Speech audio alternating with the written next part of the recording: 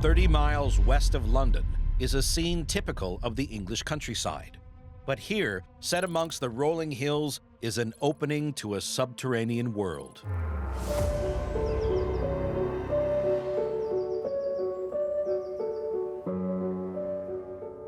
There's this incredible Gothic entrance, but then when you enter, you go deeper underground, and you end up in these sinister-looking caves. Dark chambers with heavy metal gates, almost like cells, are hidden away.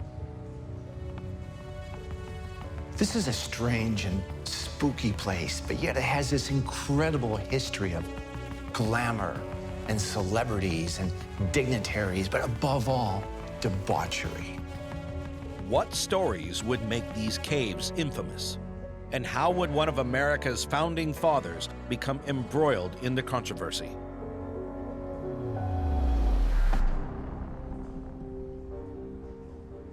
The origins of these subterranean passageways date to the mid-1700s. Concealed within are tales of pagan ritual, the dark arts, and scandalous depravity. Jack Orr is a historian at the site. These caves go a quarter of a mile underground, and the thing that's so incredible about it is that it's not at all natural in any way. It's completely 100% man-made, which 250 years ago, that's just an incredible feat of human engineering. The elaborate network excavated to provide the chalk that would help to build the Great West Road to link this area and London.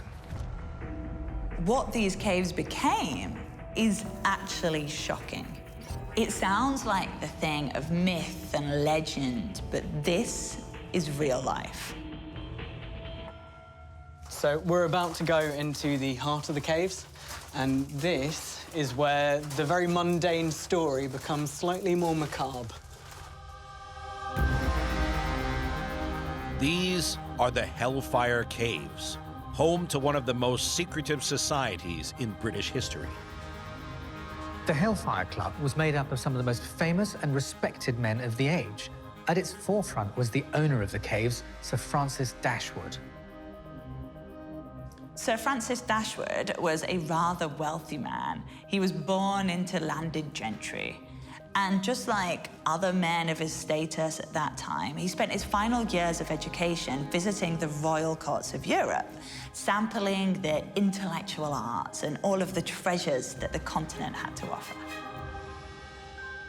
It was in Italy that he found his true passion, and it was here that Sir Francis Dashwood began to revel in the study of the forbidden arts, particularly the Eleusinian mysteries, which were the most famous secret ancient Greek initiation cult. Inspired by what he had learned, Dashwood returned home and set up the exclusive club on his family estate. What happened inside was shrouded in mystery. Outside London are the Hellfire Caves, once home to a secret society. There were lots of rumors of nefarious deeds. It was whispered that men practiced all manner of black magic and satanic rites in these caves. It wasn't just dark satanic worship that the members liked to do. They also knew how to party. Women were brought in from London to join the frolics dressed as nuns, and comely local nymphs were hired and allegedly laid out on altars so men could lick holy wine from their navels.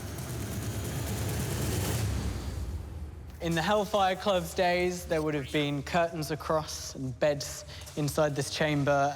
If you look at the back wall, we still have the original tally marks from where the men were keeping score when they took their prostitutes inside here.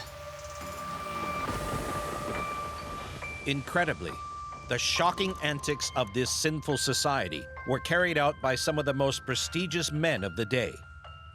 In time, that would include one of the most influential figures of the fledgling United States.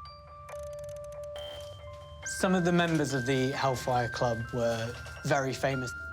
But one of the most famous members was William Hogarth, the artist. And some of his art is actually down our caves.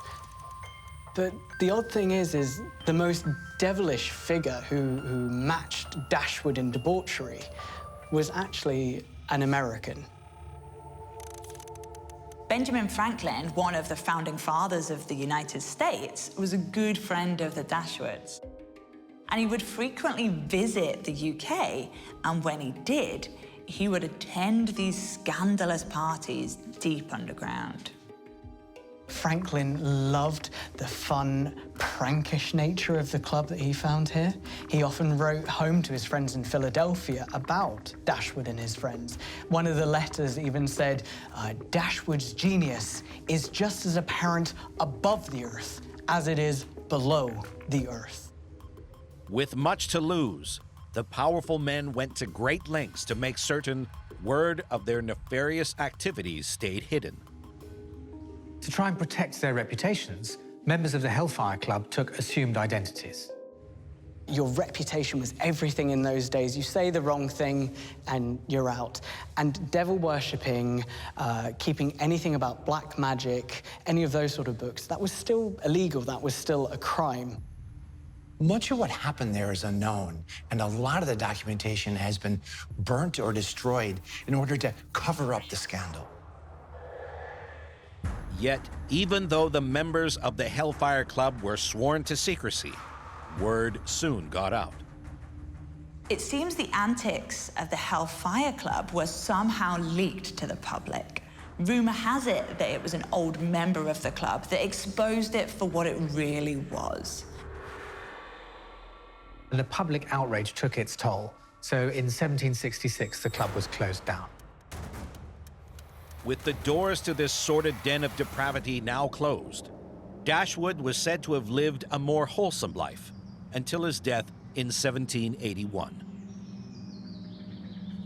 This incredible flint structure is another creation of Dashwood.